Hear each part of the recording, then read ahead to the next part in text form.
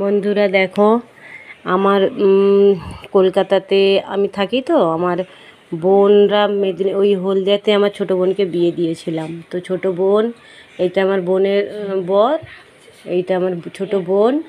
আর এই আমার মাকে তো তোমরা আগেই দেখেছো, মা আমার বাড়িতে এক সপ্তাহ আগেই এসছে।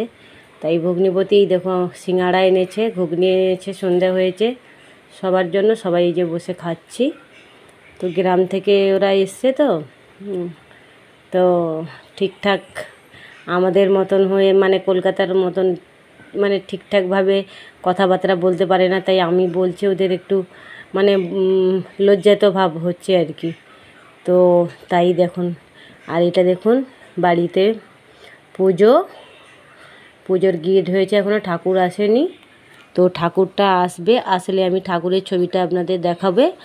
আর আপনারা হচ্ছে আমার ইউটিউব চ্যানেল আছে, সাবস্ক্রাইব করবে আর কমেন্ট করবে, লাইক আর শেয়ার করবে। আর এই আমাদের এই প্যান্ডেলটা দেখো কি সুন্দর হয়েছে। এবারে ঠাকুরটা আসবে আজকে রাতে, আসলে আমি ঠাকুরের ছবিটা দেব আর প্রত্যেক দিনের আপডেট, কীভাবে পুজো হলো কী হলো সব কিছু দেখাবো। দেখতে থাকো, আর যদি কিছু জিজ্ঞেস করা থাকে আমাকে কমেন্ট বক্সে জানাও, আমি আপনাদের সব কিছু জানিয়ে দেব। তো কেমন হয়েছে প্যান্ডেলটা আর আমাকে একটু কমেন্টে জানাবে। আর ঠাকুর আসলেই আমি প্রথম থেকে লাস্ট পর্যন্ত যা হয় বিজয় দশমী পর্যন্ত সব কিছু আপনাদের দেখাবো। দেখুন বাগানবাড়ির মধ্যে এই প্যান্ডেলটা ছোট্ট করে হয়েছে, এখানে বসার জায়গা। দেখুন এখানে বসবো, যারা ঠাকুর দেখতে আসবে। বাড়ির পুজো তো পুরো গেট টেট একদম বন্ধ করে সাজানো হয়েছে, আর এইখানটায় মায়ের মূর্তি থাকবে।